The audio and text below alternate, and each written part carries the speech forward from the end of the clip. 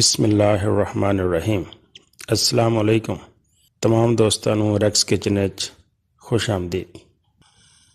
ਜਿਨ੍ਹਾਂ ਦੋਸਤਾਂ ਨੇ ਮੇਰੇ ਚੈਨਲ ਨੂੰ ਸਬਸਕ੍ਰਾਈਬ ਨਹੀਂ ਕੀਤਾ ਤੇ ਉਹ ਸਬਸਕ੍ਰਾਈਬ ਕਰ ਲੈਣ, ਨਾਲੇ ਨਾਲ ਘੰਟੀ ਵਾਲੇ ਬਟਨ ਨੂੰ ਵੀ ਦਬਾ ਦੇਣ ਤਾਂ ਕਿ ਸਭ ਤੋਂ ਪਹਿਲਾਂ ਤੁਹਾਡੇ ਕੋਲ ਮੇਰੀ ਆਉਣ ਵਾਲੀ ਵੀਡੀਓ ਦੀ ਇਤਲਾਹ ਹੋ ਜਾਏ। ਅੱਜ ਅਸੀਂ ਬਣਾਵਾਂਗੇ ਦਮ ਬਿਰਿਆਨੀ। ਇਹਨੂੰ ਕੱਚੀ ਬਿਰਿਆਨੀ ਵੀ ਕਹਿੰਦੇ ਆ। बड़ी मज़ेदार बनती है। तरीका ज़रा मुख्तलिफ है। देखते हैं कि किस तरह बनानी है। चिकन को असी पहले मैरीनेट करांगे। मैरीनेट करके 2 घंटे वास्ते रखांगे। 1 किलो चिकन में 2 चम्मच लाल मिर्च दे पाने,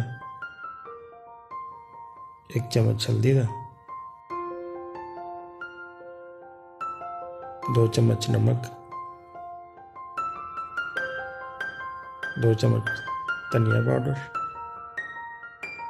1 चम्मच गरम मसाला, 2 चम्मच ज़ीरा पाउडर, 2 चम्मच अदरक का पेस्ट, 2 चम्मच लहसुन पेस्ट, 1 चम्मच हरी मिर्च का पेस्ट, 2 चम्मच लेमन जूस, 2 चम्मच ऑयल दे,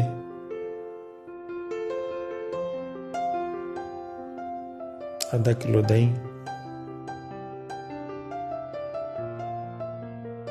सिरका 2 चम्मच, 3 अदद बारीक कटे हुए टमाटर,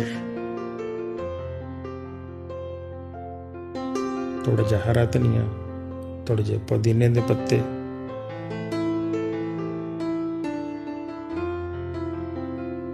तो 2 चम्मच देसी घ्यो दे,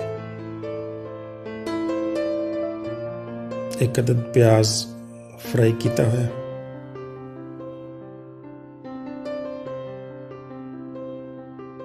यह चीज़ां पा के ते इन्हां अच्छी तरह मिक्स करके तकरीबन 2 घंटे वास्ते कम से कम रख दो।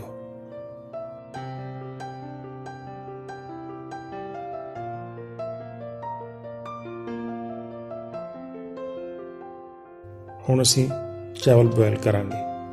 इहदे विच असीं 3 वड्डियां इलायचियां, 7-8 छोटियां इलायचियां, 4 हरियां मिर्चां, 8-10 लौंग ते 3 पत्ते बे लीफ दे, 3 स्टिकां दालचीनी दियां, 3 चम्मच नमक दे पा के ते असीं चावलों बॉयल करांगे। इहदे नाल 2 चम्मच ऑयल दे भी पा लेने ताकि चावल बड़े अच्छी तरह बॉयल हो जाण ते कल्ले कल्ले रहन। जदों पानी बॉयल हो जाए तो फिर असीं इहदे विच चावल पा के ते चावल बॉयल करांगे। ये चावल असीं पहले तकरीबन आधा घंटा पानी भें के रखे हुए सी। हुण चावलों नूं असीं ज़्यादा नहीं बॉयल करना, तकरीबन 50% बॉयल होने चाहिए। जदों चावल बॉयल हो जाण इन्हां नूं चेक कर लो कि साडे तकरीबन 50% चावल बॉयल हो गए तो चावल वाले बर्तन नूं ला के लैदा रख लो तो जिहड़ा चिकन मैरीनेट करके रखिया सी उन्होंने बर्तन च पा के ते चुल्हे ते रख दो। चावलों वाला गर्म पानी इहदे विच तुसीं तकरीबन 2 कप पा लो, चुल्हा ऑन कर दो। चावल बॉयल किए हुए जिहड़े वो इस तरह ही कच्चे गोश्त उत्ते असीं छाण के ते पा देंगे जो तुसीं अच्छी तरह तय लगा दो।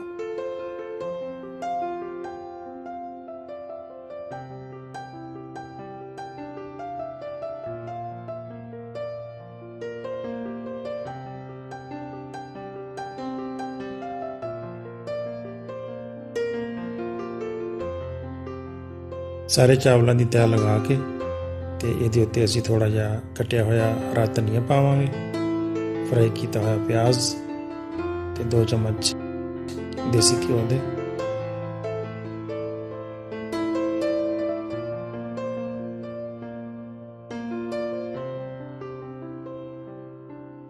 दो चम्मच गुलाब का अर्क, थोड़ी जी केवड़े की खुशबू, जरदा रंग,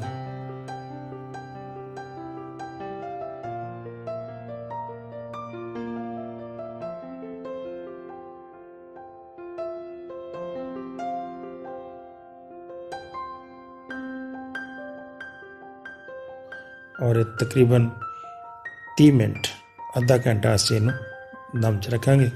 अद्धे घंटे तो बाद चावल साडे बिल्कुल तैयार हो जाएंगे इंशाअल्लाह।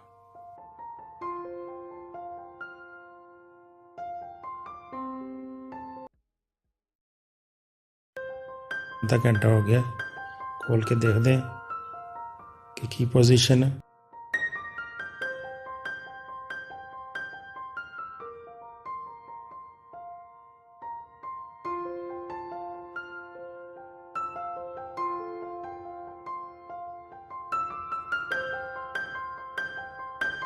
माशाअल्लाह, अच्छी खुशबू, बहुत प्यारी खुशबू। तुसीं भी एक दफ़ा ज़रूर ट्राई करो, इंशाअल्लाह तुहानूं मेरी दम बिरयानी की रेसिपी बड़ी पसंद आएगी। बहुत शुक्रिया।